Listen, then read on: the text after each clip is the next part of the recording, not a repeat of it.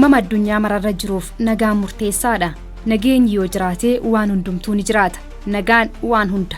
Namni kamuu akkuma nagaa barbaadu kallattii nagaa hordofuu fi nagaa buusuun ammoo dirqama isaa ta'a. Biyya keenya keessatti dhibbeentaan olaanaan dargaggoota. Dargaggoonni kunis humna oomishuu fi kallattii hundaan jijjiirama fiduu danda'an waan ta'aniif yeroo hundumaa kallattii nagaa fi guddinaa kan hordofan yoo ta'e jijjiiramni gama hundumaan argamu fagoo miti. Umuriin dargaggummaa yeroo itti oomishuu fi guddachuu biyya guddisuu fi tarkaanfachiisuu danda'an waan ta'eef dargaggoonni humna cimaa qaban kanatti haalaan itti fayyadamuu qabu. Waggaa muraasa dura Gujiitti rakkoon nageenyaa tureera. Rakkoon kun jiraachuu isaatiin hawaasni hedduu miidhamaa ture. Haa ta'u malee hirmaannaa hawaasaa fi dargaggootaatiin yeroo ammaa nageenyi bu'eera. Kunis dargaggoonni itti gaafatamummaa kallattii maraan isaan irraa eegamu yoo bahan jijjiiramni kamiyyuu akka galmaa'u kan agarsiisudha. Amma naannoon keenyas haala nageenyaas ta'e haala garaagaraatis durammoo jechuun yeroo jalqabaa baay'ee dargaggeessis baay'ee nageenyaatiin kan qabatu baay'ee hojjechuu hin danda'u. Amma immoo jechuun haga paaltichi keenya kun dhufee mootummaan jijjiiramaa kun dhufee asitti mootummaa Xaqilee Dr. Abiy kanaan hoogganamu asitti baay'ee nutti tolee jira. Nuti dargaggeeyyiin kallattii garaagaraatiin haala gaariidhaan wantoota baay'ee nagaanis baanee galla nagaanis hojjanna. Baay'ee jechuun nullee onnee bakka hojii garaagaraatti baay'ee hojiirra waan jiruuf baay'ee nutti tola jechuudha. Turi rakkoon nageenyaa baay'ee akka malee rakkisaa ture naannoo keenya godina Gujii kanatti akka malee rakkachaa ture. Ammoo waaqa ulfaatutee amma karaa mootummaa keenyaatiin rakkoon nageenyaas nuu furame mootummaan keenyaas cinaa nuu dhaabbate warra sila rakkoo nageenyaa san booressaa turanis karaa haadhotii siinqeetii fi karaa abbootii gadaatiin yaamichi isaaniif godhame mootummaan keenyaas akka dansaa uummati keenyaas irra balaaleffate dhimma kana mootummaa keenya cinaa hiriirre rakkoo nageenyaa kana ofirraa faccisuu dandeenyarraa jechuudha. Gama biraatiin nuti rakkoon nageenya akka malee nu rakkisaa ture tanaan qara. Nutis karaa akka dargaggootti mootummaa keenya cinaa hiriirre ofirraa qolaa mootummaan keenyas nu cinaa dhaabbatee rakkoo nageenyaa kana nurraa qolaa maan jedha. Nuti amma nagaa qabnaa jedha. Haalli nageenyaa baay'ee ulfaataa ture. Dargaggeessas ta'e kallattii garaagaraa namni baay'ee hojjechuudhaaf baay'ee haalli nageenya ulfaataa ture. Baatee sochootee hojjechuu hin dandeettu. Magaalas baadiyyaa keessa deemtee kallattii garaagaraattis hojjechuu waan hin dandeenyeef baay'ee cimaa ture. Amma immoo jechuun haala nageenyaatiin yeroo ammaa kanarratti kan ilaallu baay'ee bareedaadha. Kallattii nagaan baannes galla nagaanis hojjannaa kallattii kamiinuu sochii haala misoomaa baadiyyaas ta'e kallattii kamirrattuu haala gaariidhaan hojjetaa jira jechuudha. Amma haalli qabatamaa jiru godinni Gujii nagaa jechuun ni danda'ama. Nagaa qaba. Duraan aanaan Oddoo Shaakkisoos mataa isaa rakkoo keessa jira. Aanaan nagaa wayii rakkoo keessa jira. Sabbaa Boruu rakkoo keessa jira guutuun. Amma Oddoon nagaa taatee jirti. Sabbaa Boruu nagaa taatee jirti. Dargaggeessi utubaa biyya kanaati. Nageenya dargaggeessi dursee nageenya ofii eeggata. Nageenya saba isaatii fi nageenya qe'ee isaa eeggata. Qe'ee isaa ammoo qaama nageenyaa fi caasaalee nageenyaa bicha osoo hin taane dargaggeessi nageenya ofirraa kaaseeti ofii isaa irraa kaaseeti nageenya eeggata. Dargaggeessaaf nageenyi murteessaadha. Hojjetanii galuuf waan yaadan karoorfatanii hojjetanii buluuf nageenyi murteessaadha. Dargaggeessi immoo humna biyyaati. Jireenya biyya tokkoof dargaggeessi gahee hundaati. Humna biyyaati jechuudha dargaggeessi. Egaa dargaggeessii fi nageenyi walitti dhufeenya isaan qaban dargaggeessi biyya kanaaf utubaadha. Biyya kana ijaaruudhaas karaa hundaan tubsuudhaaf dargaggeessa irraa eegama. Inni biraa nageenya irratti dargaggeessi kun karaa barbaachisuu hundaan nageenya naannoo ofii akkasumas haala jireenya uummataa irratti jiruu uummataa tasgabbeessuu irratti nageenya uummataa eegsisuu irratti dargaggeessi gahee olaanaa qaba. Nageenya akkuma beekamu dhala namaatiif nageenya bu'uura. Nageenyi yoo jiraate malee deemuu hin danda'u, bahee galuu hin danda'u. Kanaafuu dargaggeessi nageenya irratti gahee guddaa qaba. Nageenyi yoo jiraate dargaggeessis jiraata waan ta'eef. Kanaafuu dargaggeessi nageenyaan walitti dhufeenya guddaa qaban jedha. Baay'ee dargaggeessa jechuun utubaa biyya tokkoodha. Akka kanammoo nageenyi yoo hin jiraanne dargaggeessi bahee galuunsaa hojjeteetti milkaa'uunsaa illee gaaffii keessa waan nagaluudha. Nageenyi baay'ee murteessaadha jira biyya tokkoof.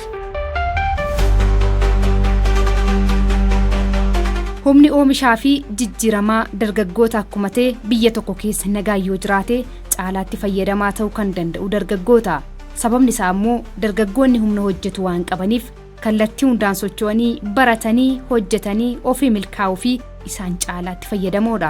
Dargaggeessi ofii isaatiin nagaa buuseeti uummataafillee hawaasaafillee kan hojjetu ta'uu isaa. Nageenyi baay'ee murteessaadha. Nageenyi jiraannaan dargaggeessi jireechadha. Dargaggeessi ammoo nageenyi jiraannaan baay'ee galuu hin danda'a. Kutaalee magaalaa godinaalee adda addaa keessa deemeeti biyya kana keessa deemeeti hojii mirga hojii hojjetuu qaba. Daldala irratti illee waan irratti gurmaa'e yookaan hojii ofii jammala isaa irratti ittiin milkaa'u hojjetee ittiin milkaa'uu danda'a nageenyi jiraannaan. Dargaggeessi hojjennaan biyya isaatii fi utubaa ta'a.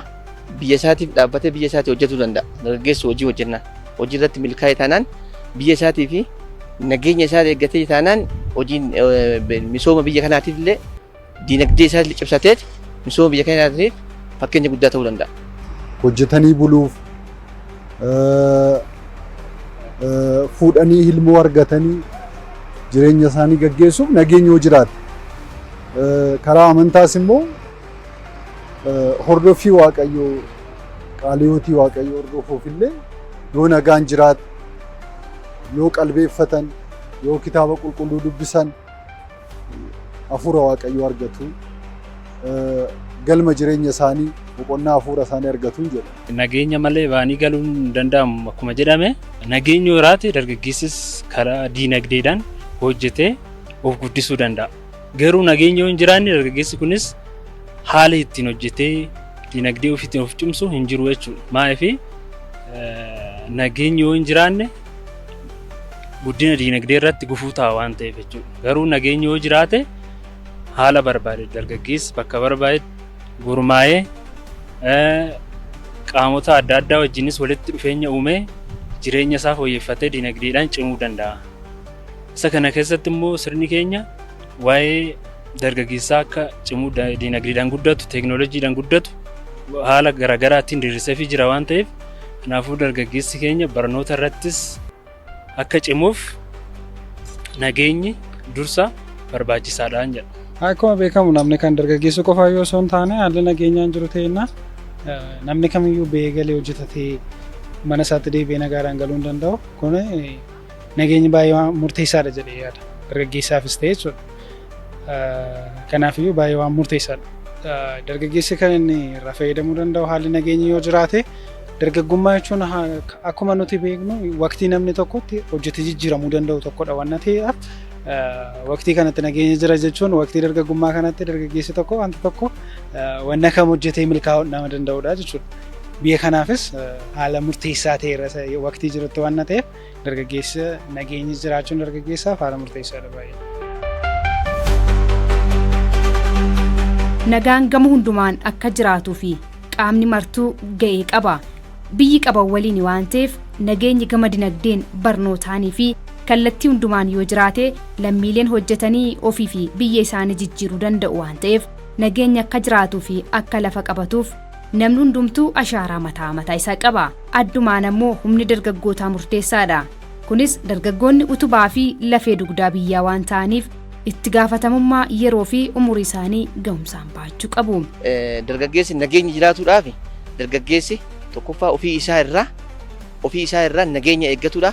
Nageenya kana eega kabachiisee booda immoo karaa hojii itti uumatu carraa hojii argate taanaan haalli hojii mijateef taanaan dargaggeessi karaa mootummaa isaa faana dhaabatee hojii isaa misooma isaa kallattii jiru hojjetee ittiin milkaa'uu danda'a jechuudha. Dargaggeessi jiraannaan diinagdee taanaan siyaasa taanaan hawaasa taanaan wanti milkaa'uu danda'a jechuudha. Tumsa nageenyaa ta'uu qaba. Tumsa nageenyaa obsa argachuu qaba. Isa har'a ilaaluun qaban har'a rakkachuu danda'u borummoo jireenya gaarii jiraatu. Obsoo jiraate wanti hin darbine hin jiru jedha. Obsaan dura dhaabbachuu qabu. nageenya eeguu qabu. Kan biyya isaanii, kan naannoo isaanii hunda, kan ganda isaanii hunda obsaan mootummaa isaanii bukkee cinaa hiriiranii obsaan mootummaa isaanii gargaaruu qabuun jedha karaa nageenyaa.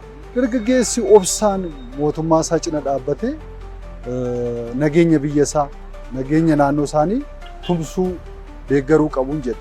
Nageenya akka lafa qabatuu fi dargaggeessi duraan dursee haala walitti dhufeenya hariiroo hawaasa wajjin cimfachuu qaba. Haala naannoo, haala qilleensa naannoo fi beekuu qaba. Maaliif umurii dargaggummaatti wanta garagaraatu ta'a waan ta'eef umuriin dargaggummaa karaa badiinsattis gara gaariittis nama geessiti waan ta'eef dargaggeessi haala jiruuf jireenya keessa jiru hundaa uummata wajjinis walitti dhufeenya uumee haala jireenyaa akkamitti uummata wajjin akka jiraatu, uummanni akkamitti akka jiraatu, diinagdee ofii akkamitti akka sochoosu, nagaan bahee akkamitti akka galu dargaggeessi gadi bu'ee uummata isaa wajjin mari'atee haala nageenyaa furuu irratti gahee guddaa qaban jedhu. Dargaggeessaa hundumtuu nageenya akka dhufuuf irratti hojjechuun dirqama isaadha jedhee yaada. Haala kam keessatti illee tumsa nageenya irratti hojjechuun dirqama isaadha jedhee yaada. Mirga qofa osoo hin taane dirqamadha. Nageenya biyya tokkodhaaf baay'ee wanta murteessaa waan ta'eef adeemsa keessa immoo dargaggeessis miidhuu waan danda'uuf dargaggeessi nageenya irratti hojjechuun dirqama isaadha jedhee yaada. Kanaafiyyuu waan murteessaadha.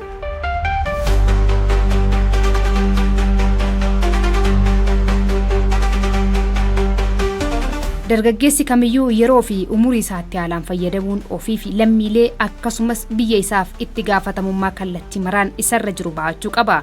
Sababni isaas umuriin dargaggummaa yeroo itti egeree ofiitiif waan ta'uu danda'u itti hojjetanii fi yaadanii waan ta'eef keessumaa immoo nageenya biyyaa fi lammiilee isaa irratti cimee hojjechuu qaba. Dargaggeessi nagaa jiraachuu fi cimee ganamaa galgala cimee hojjetuu qaba jechuudha. Ganamaa fi galgala cimeeti hojjetuu qaba. Biyya isaa eeggatu qaba.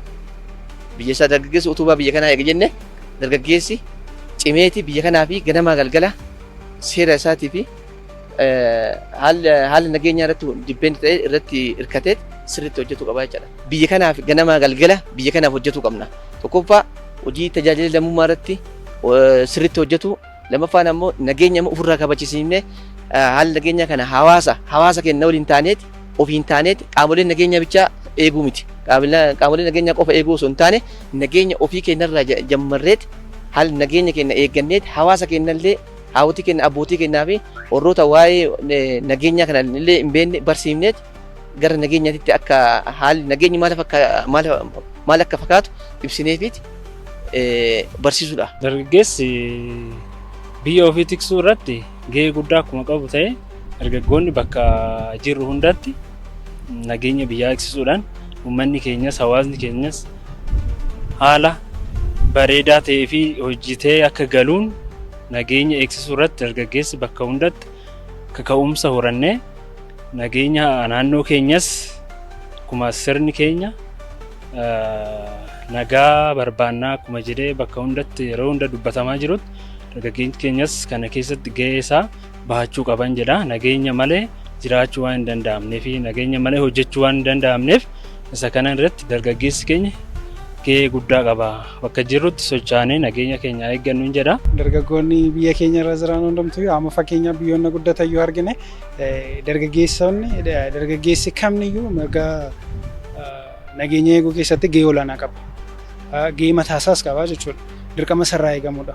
Nageenya biyya isaatii eeguudhaaf immoo dargaggeessi kame tumsee hojjechuun dirqama isaadha jedhee yaada. Kanaaf dargaggoonni bakka jiranitti nageenya biyya isaanii nageenya naannoo isaanii eeguun dirqama isaaniidha mirga isaanii osoo hin taane jechuudha. Ani akka hubannaa kiyyaatti siyaasaa fi nageenyi qaama tokko jedhee yaadu. Maaliif yoo jettee namni tokko amma siyaasa kamiyyuu hordofu nageenyaan jiraachuun mirga isaadha. Kun immoo mirga isaaf uumamaan isaaf kenname jedhee waan yaaduuf namni kamiyyuu bakka kamittiyyuu nageenya naannoo isaa nageenya mataa isaa eege jechuun nageenya naannoo isaa eege jechuun nageenya biyya isaa eege jechuun tokko waan ta'eef dargaggeessi kamiyyuu nageenya isaa eeguun nageenya naannoo isaa eeguun dirqama isaadha jedhee yaada. Dargaggeessaaf qaamni handhaamu tokkoffaa irratti nagaa keenya eeggannu ofiirraa kaafnee nagaa keenya eeggannu ofiirraa kaafnee nagaa eeggannaan nagaan jiraanyaan dinagdeen jira nageenyi bunaan dinagdeen jira. Nageenyi jiraan qabeenyi jira. Nageenyi jiraan fayyaan jira. Nageenyi jiraannaan wantoota bu'uuraalee misoomaa hundinuu jira waan ta'eef nageenya irratti cimneeti haa hojjennu. Nageenya irratti cimnee hojjenne taanaan biyya keenya ceesisuu dandeenya. Nageenya keenya irratti cimne taanaan diinagdee akkuma jedhe wantoota hundinuu ittiin hojii keenya carraa mataa keenyaa uumanneet itti hojjenneet itti milkaa'uu dandeenya. Kanaafuu hojii keenyaa hojjennu nageenya keenyaa kabachiisifannu majamara irratti nageenya keenyaa haa eeggannu hojii keenyaa haa hojjennu misooma biyya keenyaa ceesisnu utubaa biyya kanaa eega jedhamne biyya keenya ceesisuu qabna. Kana waan taaneeti iddoo biyya keenya biyya takka qabnu keessatti hojjenneeti gara milkaa'inaatti akka milkoofnu jechuudha. Anis akka dargaggeessu tokkotti magaalaa haala nageenya irratti kallattii kamittuu nageenya dargaggeeyyiin humna misoomaa waan ta'eef misoomas kallattii kamittuu hojjeta nageenya naannoo keenyaa kana eeggata kallattii kamittuu haalota garaagaraa irratti haala nageenyaa kanaaf akka gama dargaggoo tokkotti dargaggeessi humna misoomaati dinagdee garaagaraas sochoosuu kan danda'u. Kanaafuu qaamoleen kamirrattuu deeggaruu karaa garaagaraatiin iddoo wantoota garaagaraatti dargaggeessi bakka rakkoon tokko jiru hundaayyuu reebee kan dhaqqabuu danda'u. Kanaafuu nutis akka magaala keenyaatti baadiyyaas ta'ee kallattii garaasee nutis kallattii kamiinuu jechuun haala nageenyaa kanarratti dargaggeeyyii kamiinuun wal cimnee wal qabannee haala kallattii garaagaraa irratti haala nageenyi yoo jiraate nam tokko baay'ee hojjechuu danda'a biyyittiinis guddachuu danda'a. Gara duraatti harkaafachuu waan danda'uuf dargaggeessi humna misoomaa waan ta'eef akka dargaggeessu tokkotti dargaggeeyyii kamiyyuudhaan isaan qabuu fi naannolee kamirrattuu baadiyyaas ta'ee magaala ta'ee hundarrattuu nageenya naannoo ofii eeggata haala misoomaa irratti socho'uu kanaaf dhaamsa dabarsuun barbaada jechuudha.